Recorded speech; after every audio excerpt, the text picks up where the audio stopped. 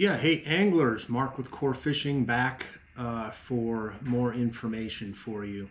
So it's January, and as saltwater fishermen, we always get excited when we turn the page into the new year because we start thinking about all the pelagic species we're going to start catching starting in, could be as early as March, April.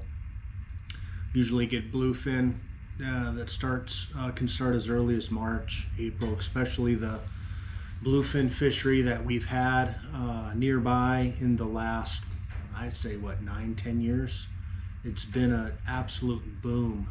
The fishing's been amazing, and we've been so blessed. But this video, so a little background on me. I've been saltwater fishing my whole life, but I got into sport fishing on larger boats about 25 years ago. I started with an overnight trip, did a few of those, and then I got hooked. And then it kind of snowballed from there. I've done probably, again, I'm not the most experienced person. I'm not a Alentani or a Rokosaki, with Graphtec rods. These guys are all real serious 16-dayers, from the past. But I've done probably 10 to 12 8-day trips, numerous 3-day trips, and I've lost count of how many 1.5-day trips I've done in the last 25 years. It's been a lot.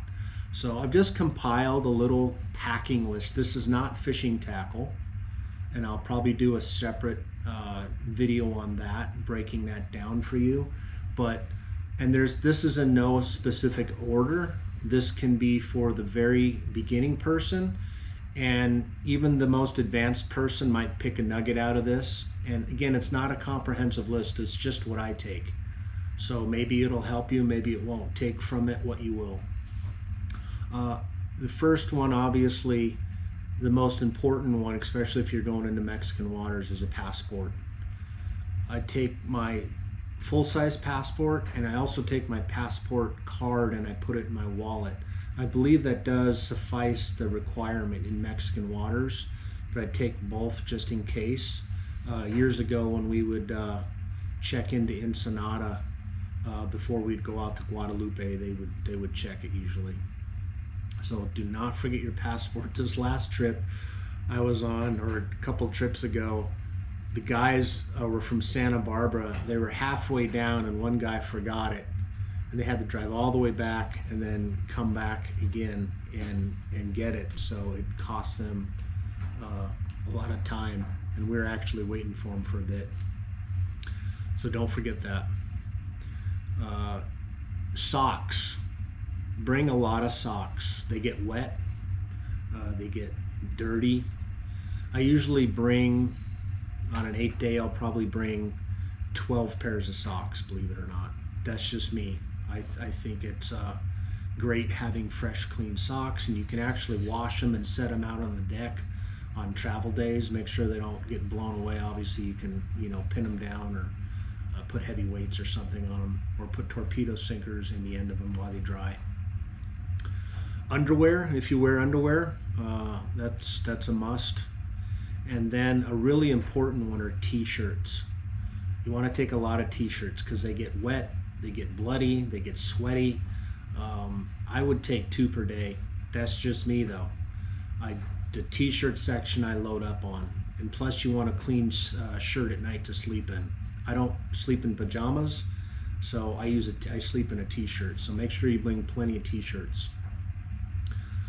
Again, I probably should have prefaced this list is probably for an 8-day to 10-day, and you can pare this down to whatever length of trip you're going on, or add to it if you're doing a 16-day or an 18-day or whatever. Tennis shoes. I take 2 pairs of tennis shoes. I don't like to wear my fishing boats on travel days.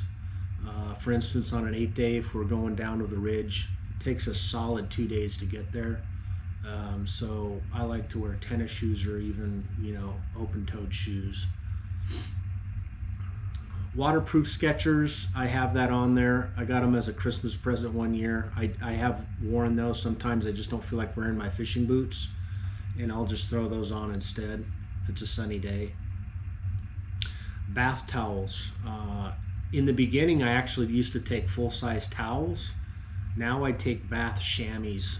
You can buy them on Amazon or eBay. What's really nice about it is they're compact and they dry really good, and they also air dry really good when you're done with them. So, bring 2 or 3 of those if you can. Flip-flops, definitely got to have flip-flops. Sometimes you just want your toes out in the air. Don't want to wear them fishing, of course, especially wahoo fishing. You will not be allowed on deck usually if you have open-toed shoes if you're wahoo fishing down by Lejos Rocks or other. So, but flip-flops are great just for travel days and sitting inside, maybe watching a movie. Fishing boots are critical. I have 1 pair of those that I bring that I really enjoy when I'm fishing. There's different makers, so just find something that works and is comfortable for you. Is always good. I bring a pair of jeans just in case. Usually that's what I'll wear most of the time, sometimes at night, but most of the days I'll wear shorts.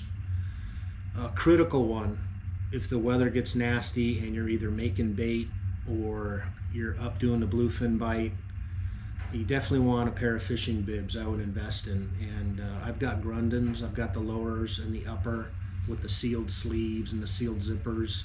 I've been on deck many times on the bluefin bite where the weather is nasty, and it just made it so much more comfortable.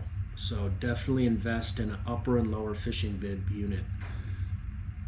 Fishing pants are more like rain pants.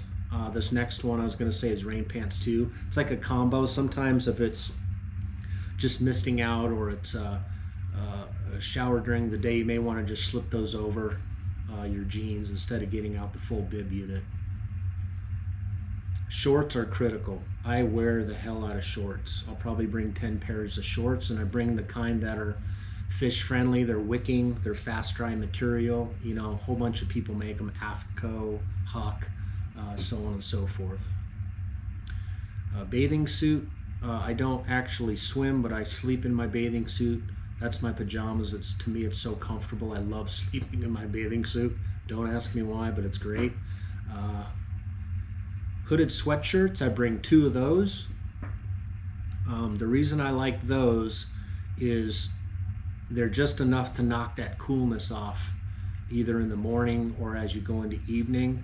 And then what's nice about that is you can layer into this next one a nice waterproof rain jacket or windbreaker over the top of that, like a North Face or whatever brand you like, Columbia. And it's a really nice little layer system. So I definitely like that. And if you want to add another layer, if it's cool, if it's early in the year in spring, you can throw a vest under there as a layer. So maybe a vest, a hooded sweatshirt, and then a rain jacket layer. So you have 3 layers. It's really warm. Another component of that is a beanie cap, which you have to have a beanie cap to keep your skull warm at night. Again, if you're making bait or you're on the bluefin bite, it'll save your bacon because it can get downright damp and chilly out there on the deck. Next are hats. I don't wear a wide brim hat. Some guys do.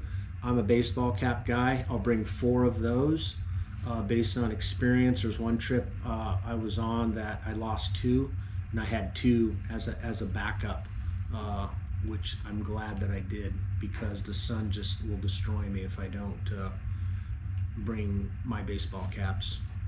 I'm reading off my laptop here, so it keeps timing out.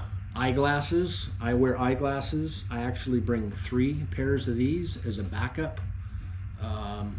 One trip about 5 years ago, mine fell off onto the deck in a hot bite, and somebody stepped on them and crushed them. So luckily I had 2 backups and I was good to go. So stuff always happens like that, so just have redundancy. Sunglasses, I also bring 4 pair.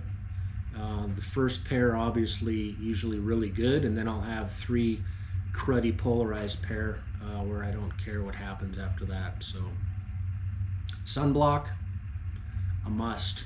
You gotta have sunblock. The lip balm, the cream on the face, the spray, lube up every morning, and then lube up again around 11 or 12 in the afternoon. So it's critical. Your ears, everything. You guys know that. Sunblock is a must. When I pack onto the boat, I bring duffel bags. I don't bring hard suitcases. That's kind of a no-no, because once you download all your clothes into the drawers and hang them in the closets, you can then take your duffel bag and stuff it somewhere. So it really makes room for the other fishermen in the room. What else we got here? Lysol. I bring a little can of Lysol. That's just me though. I like to spray stuff down every once in a while. One year, I'm not going to say what boat it was on, but I was on the boat that got COVID, and it was brutal. It was brutal. There was like 6 of us left coming into port that weren't sick, and they almost had to fly a captain. And Lysol wouldn't probably mattered, but I like to take it anyways and just hit stuff with Lysol.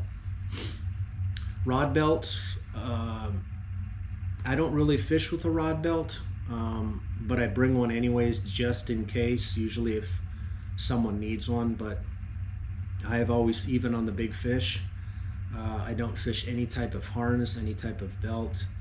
I use the rail. That's all I do. I was trained and taught to use the rail and to use the rod to fight the fish. So rarely do I pass the rod unless I'm whooped.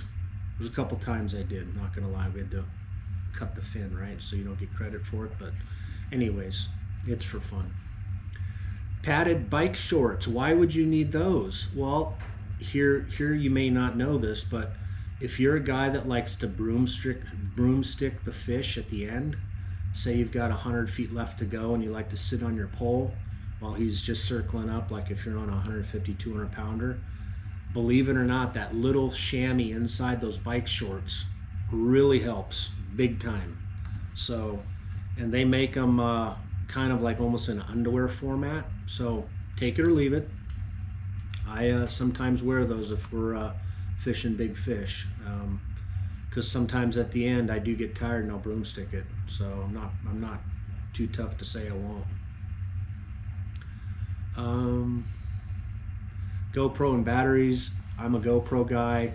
I have a small YouTube channel. I love to film out there, and I like to make, like a keepsake for everybody that I can put it on YouTube.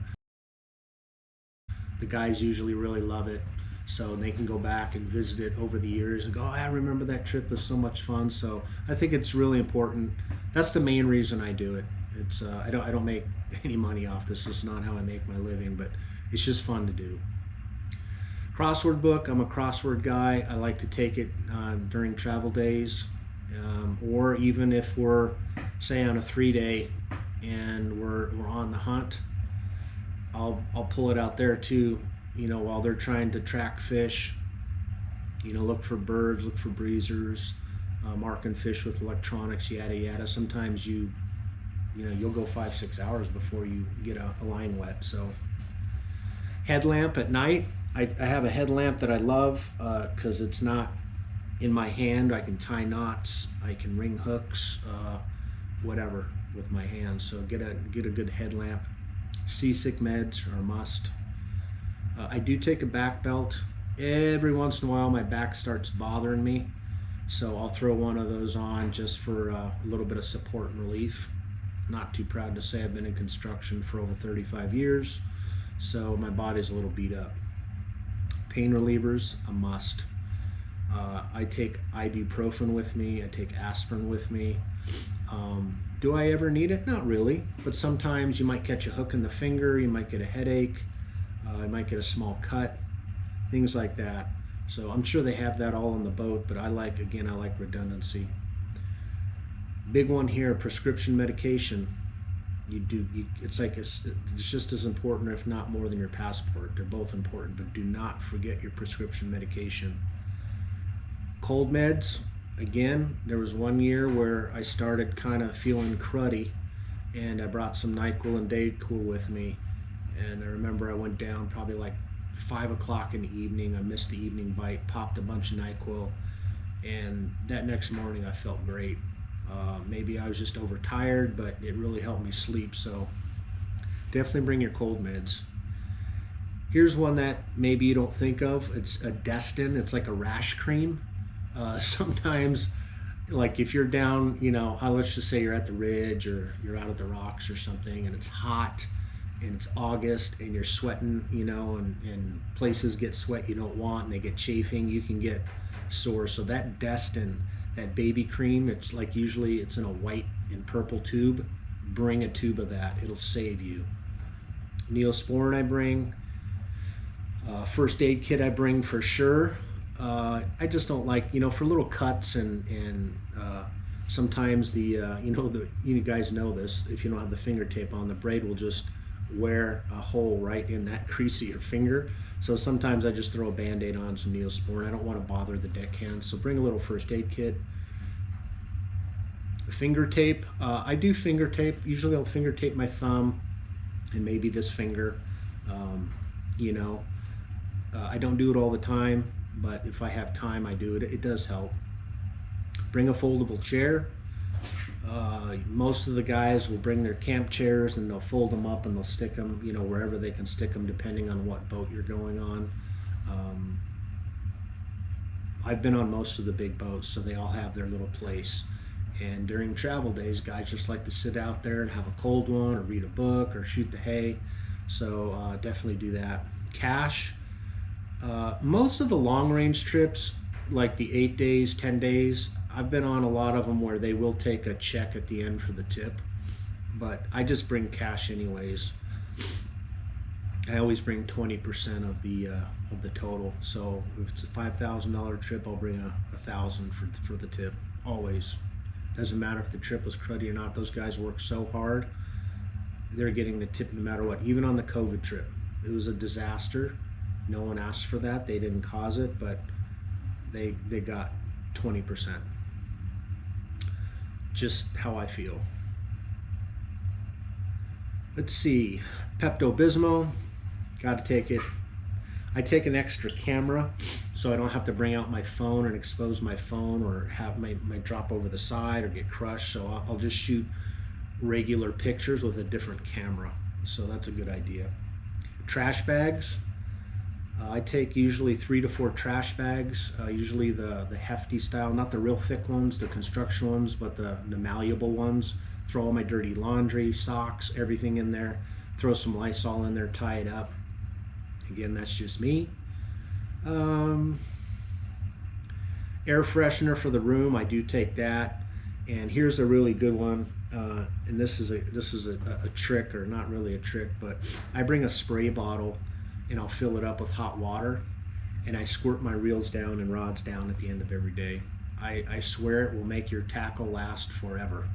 When you get back, you barely, you still need to break them down and oil them, but if you want your equipment to last, like if you have nice equipment, you've got Macs and Pens and Accurates and Avets and you got UCs and Graphiters and all this high-end stuff, trust me, take a spray bottle and spray it down. I do take a flashlight just in case, although I have my headband. I used to take a small alcohol flask.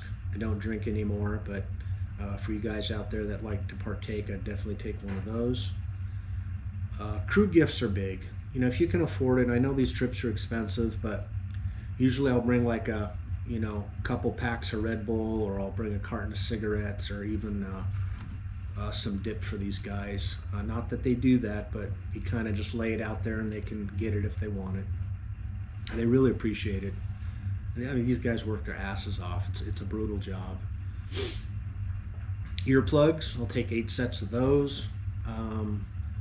Sometimes you got a big C, or sometimes you got a roommate that will snore really loud. So it helps. I know you're really tired, but it does help. It knocks that loudness out a little bit. Eye drops, take eye drops, crucial. I take the lubricating ones. After a day out on the sea, your eyes are shot from the sun and the wind. Just lay back and put those guys in your eyes at night. It's great. Laxative, you can. I don't have that problem, but I know guys that get bound up on the trips for whatever reason, so take some laxatives. Another big one for your room is a 3-way extension cord. Usually there's a plug somewhere, and I like to feed it up onto my bunk, and I plug my phone in, my iPad in if I've downloaded movies, whatever it is you're charging. Charge my Zoleo, which I'll get to in a minute, and then I'll take a book. I like to read, so that's just me. They make some fold-up hangers you can take with you. If they don't have hangers, some of the boats have little closets and you can hang your stuff up in there. Some don't provide hangers, some do, but they have these little fold-up hangers on eBay or Amazon. Those are gold. Those are gold because you can hang your stuff up in there. Neck gaiters, the ones you can pull up over your head and wrap around your face, must. That sun will chew you up out there. You're out there 8-10 days. Yeah, you have sunblock, but these things will save you. Pillow and a blanket. Most of the long-range boats provide all that for you, but if you're on a 3-day and under, usually you'll need to bring your pillow and your blanket with you. So just remember that, and just check on the site. And then my Zoleo, it's a little GPS device. I can text home back and forth. Most of the big boats have Starlink now, so you can get onto their Wi-Fi and check your emails, your texts. It's really nice, but I still bring that just in case. It's got a little 911 button on there, like if something happens or there's an emergency. If you flip this switch back and you hit that, the cavalry's going to come and see what's going on and try to find out what the hell happened. So that's just like an oh shit box, which I like having. Toiletries, hairbrush. Yeah, you're not going out, you're not going to dinner, but it's nice just to take a shower, comb your hair, feel normal. Toothbrush and toothpaste, floss picks or floss. Don't need hairspray. I guess you could if you wanted to. Deodorant, cologne. Even though I'm out there with the guys, I just like to smell good. I can't stand smelling like a swamp beast. I take the body wash, I take this little bottle of body wash that I buy at Target. It's like a liquid. I don't take a bar of soap, and that seems to work really well, and I can refill it. So, and there's other brands, other places, Walmart, etc. Lotion, razor and gel. I take a nail kit just in case. You never know if you get a hangnail or you need to get something out of your skin. Who knows? Just take your little kit. Allergy meds. Hey, you never know. You never know. I mean, just take them. Antacid, that kind of falls in line with the Pepto. If you maybe ate something that didn't agree with you, your stomach's not feeling good, or you got maybe a little seasickness, but not too bad, I would take that. Hand sanitizer, if you wash you can, but as long as you wash your hands with soap and water out there, you're good. And then to round things out, obviously your wallet, with your ID and your identification, your phone, and your car keys so when you get back to the dock. So this is the list I kind of go off of, everyone. I hope it provided some insight and helps you pack for your trip, for beginners especially. And you can put any comment or question down underneath if you want me to answer anything. Again, I'm not the big pro fisherman. I just love to fish, and I've gone lots of times. I'm embarrassed to say how many times I've gone, but I love saltwater fishing. I get excited about it every time this year. That's why I'm doing this. So if you have any questions, put them down in the comments, and I'll be happy to answer them. And I'm going to do one more of these videos, probably in a couple weeks, on tackle. And I'm going to give all the tackle I bring, what I bring, why I bring it, and all the tips and tricks I've learned over the last 20-25 years. Again, for the pros or the guys that do it a lot, there may not be much in there. Might be a nugget or two, but for the newbie, you might be able to glean a lot of information from it. So thank you so much for watching this. Please subscribe to my channel. It's small, but I'd love to have you as a subscriber, and all the best fishing in 2025. Thanks a lot, guys.